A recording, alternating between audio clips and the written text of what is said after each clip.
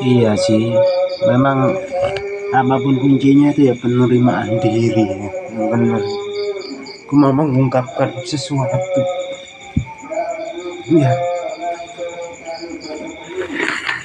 selalu dibuat sama sesuatu yang membuatku kelelahan gitu, membuatku seperti ya gitu kayak berat atau apa gitu. Padahal itu juga nggak penting kalau menurutku. Seperti apa ya? Seperti ada yang membisiki gitu. Padahal itu apa gitu aku tanggapin saja gitu.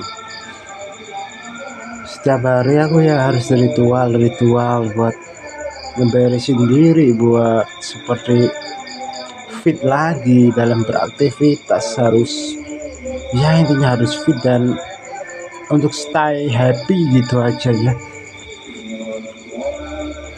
kayak ritual gitu ya. Apa mungkin aku terlalu lama di tempat ini atau apa ya yang membuatku bosan gini ya. Aku juga kayak ada rasa kayak paranoid gitu lah di depan burung gitu. Aku merasa jangan lah, depan burung itu kurungan loh, nanti kamu dikurung gimana, jangan selalu begitu.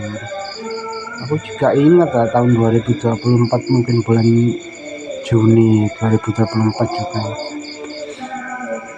aku muter sebuah lagu di ruang tamu, terus ada cicak gitu di atasku gitu. Ya aku alihkan saja lah, aku lempar pakai bantal gitu biar cicaknya pergi gitu ya. Kayak hal-hal nggak jelas gitu, kayak yang mengganggu pikiranku itu ya.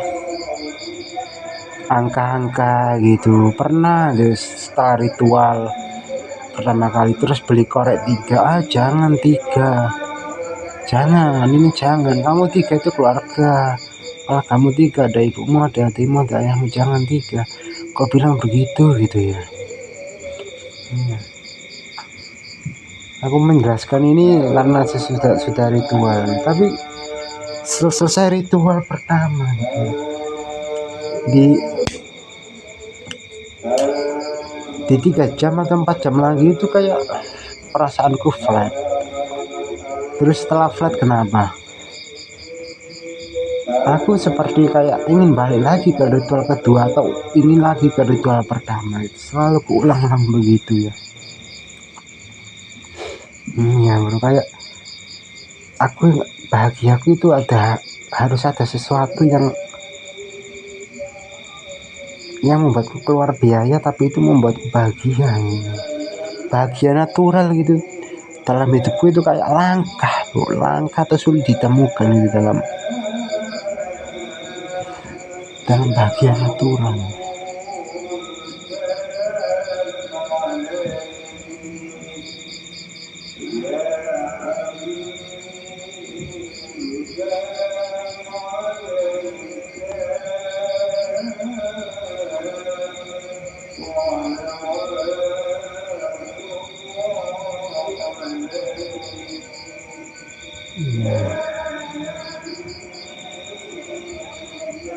Aku juga sering-sering membandingkan hidupmu.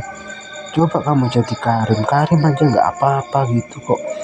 Iya gitu, natural, cuma ngerokok, cuma kopi, nggak ritual beres ya. Selalu membandingkan aku begitu. Begitu juga aku dengan begitu.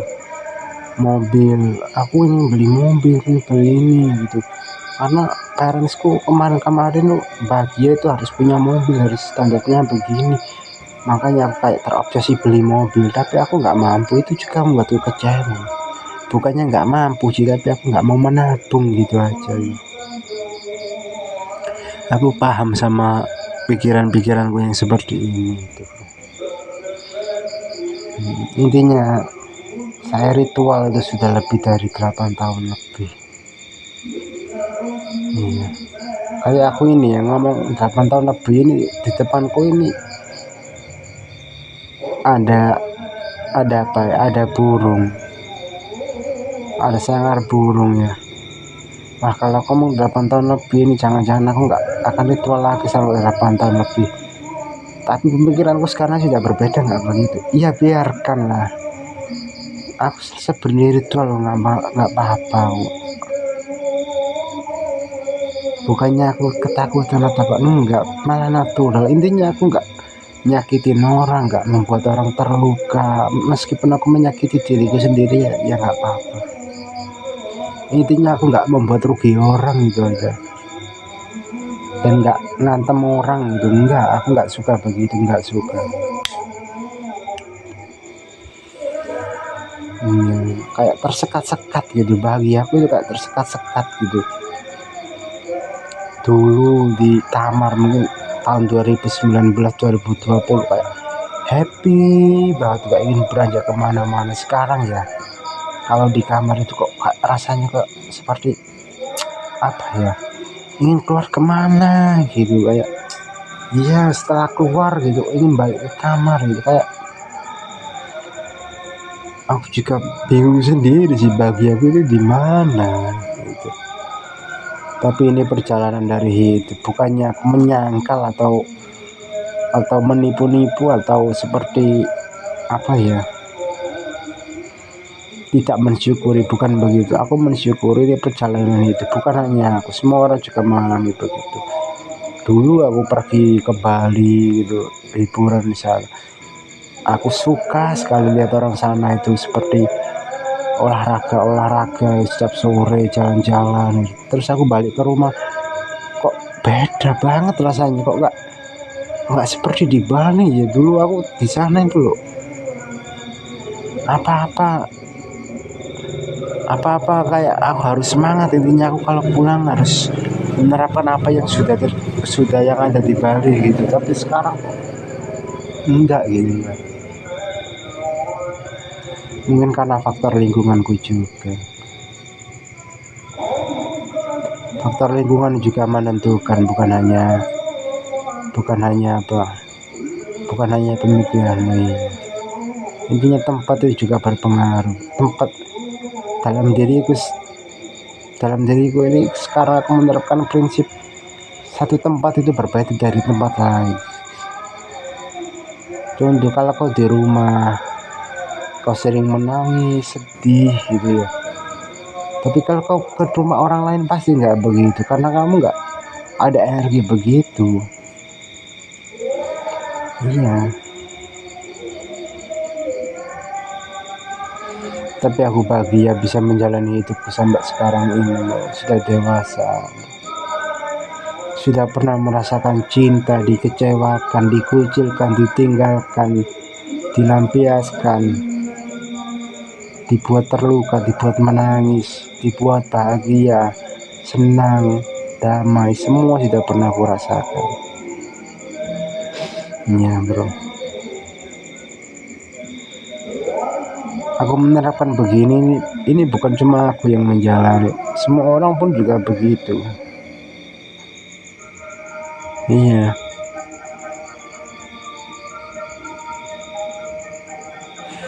kamu harus pandai menilai dirimu sendiri.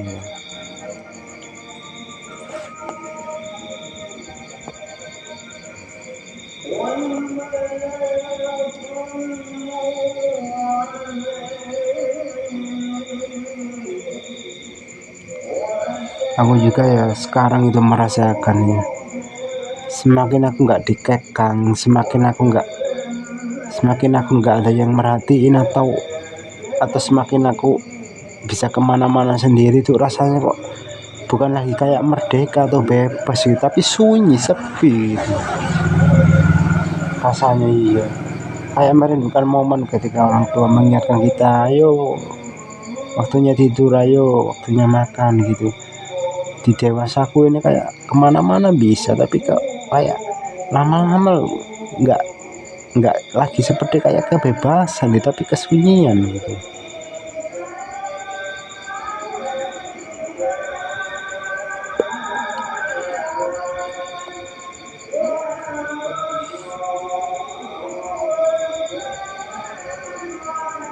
Tapi dari sini aku juga berhasil bersyukur bahwa Ayolah, nggak apa-apa meskipun aku mengalami bipolar disorder, setidaknya aku sebulan sekali bisa menengok orang yang sakit di rumah sakit, bisa melihat betapa masih beruntungnya diriku daripada dia yang mungkin terkena penyakit apa gitu. Aku refleksi diri gitu, oh Tuhan memberikanku rasa sakit seperti begini itu sebenarnya masih ringan buat aku harus mensyukuri hidupku untuk lebih baik lagi. Iya, aku juga ya kayak membandingkan gitu, kalau di rumah sakit oh berarti masih parah dia daripada aku, tapi aku harus bersyukur kalau gitu gitu ya. Aku juga terkadang ya kayak kasihan gitu kalau melihat orang yang sakit di rumah sakit, apalagi yang parah gitu. Aku intinya aku kalau kontrol gitu ya, kalau check up itu muhasabah diri, melihat oh berarti orang itu lebih kasihan daripada diriku, aku harus mensyukuri diriku yang seperti begini.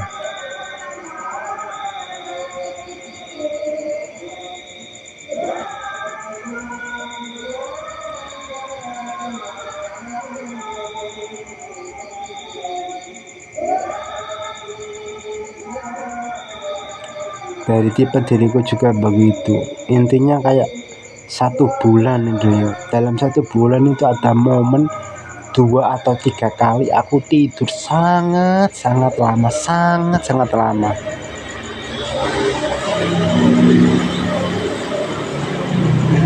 Ya seperti aku tidur di jam 1 malam hari Senin, tapi bangunku itu bukan di Selasa malam jam 1, tapi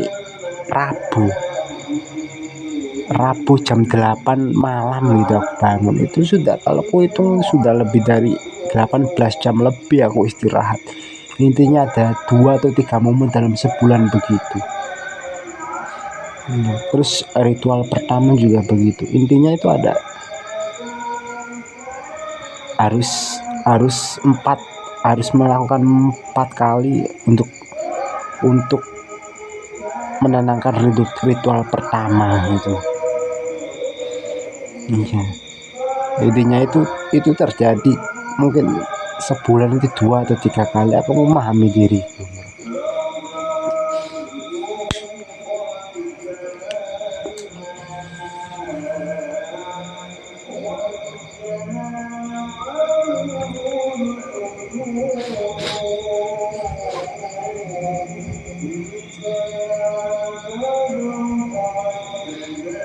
Seperti juga aku kalau mau mengirim pesan ke orang gitu, ke WhatsApp ke orang itu, aku selalu kayak kalau bilang gini ini jadinya gini, kalau nggak bilang gini ini jadinya gini gitu, kayak tersekat gitu. Padahal bilang cuma bilang, nggak ada yang ngehukum, nggak berdosa, nggak membuat kesalahan, cuma ingin bilang gitu aja. Kayak hati dan pikiran itu loh berdebat, nggak bisa sejalan gitu. Entah ada faktor apa dalam diriku kalau seperti begitu.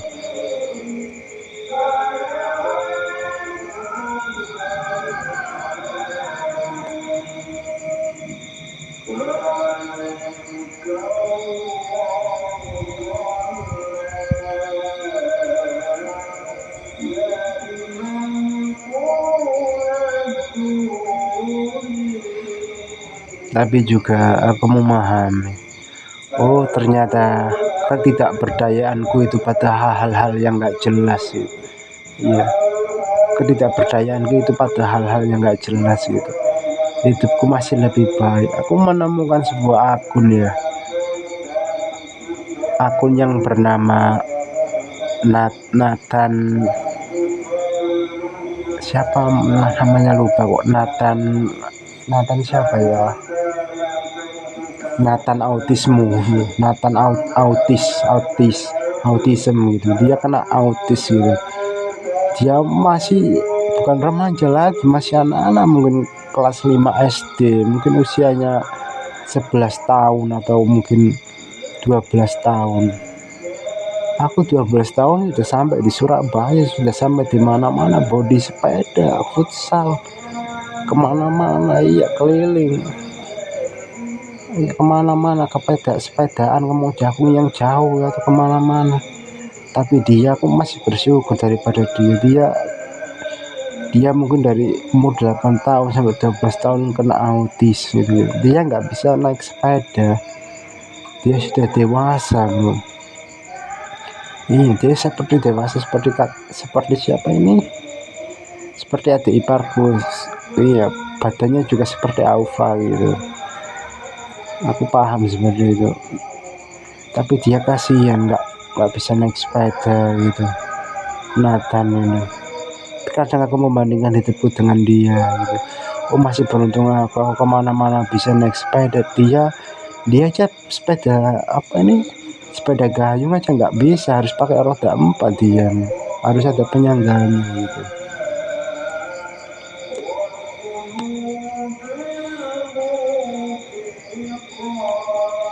Jadi aku juga kayak menemukan channel pejuang recehan.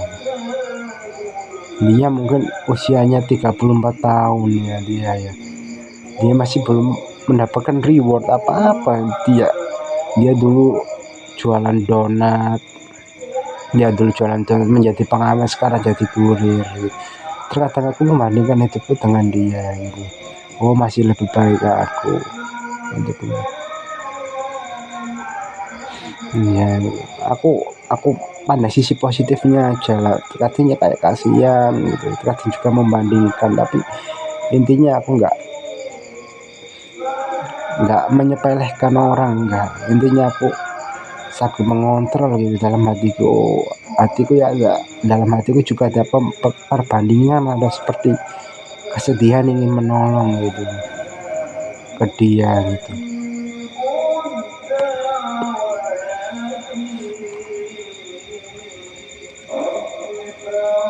Dan dalam perjalanan hidupku hingga selama ini, hal eksternal apapun itu loh, nggak bisa kalau bagiku ya, nggak tahu bagi orang lain, hal eksternal apapun itu nggak bisa merubah keadaan internalku. Apapun, meskipun kamu punya apapun, banyak duitmu, banyak atau apa gitu, tapi kalau internalmu nggak mau berubah, itu kalau dalam cermatanku itu nggak akan berubah juga Bu. Atau kalau kamu kayak nggak punya apa-apa gitu, uang nipis atau apa, tapi kalau internal ingin berubah ya berubah bro. Tapi terkadang aku kalau meneliti diriku itu begini, kalau uangku tipis itu aku ingin menerapkan seperti aku menemukan sebuah channel C namanya, kayak illegal freedom gitu ya. Kalau uangku tipis aku menerapkan aku harus berhenti dari merokok atau apa gitu. Masa nggak bisa, masa kamu kayak orang dikontrol sama rokok atau apa gitu ya. Iya gitu, katanya begitu, membandingkan dia aja bisa. Tapi aku lebih menyadari lagi, oh iya, kita dari sisi mental itu berbeda bro, sisi mental kita berbeda. Kalau dia begitu ya biarkan dia begitu, memang di masa-masa dulunya dia, pergaulan dia, lingkungan dia nggak mendukung begitu ya begitu. Kalau pergaulanku dan masa laluku mendukungku begini ya begini. Oke, aku paham.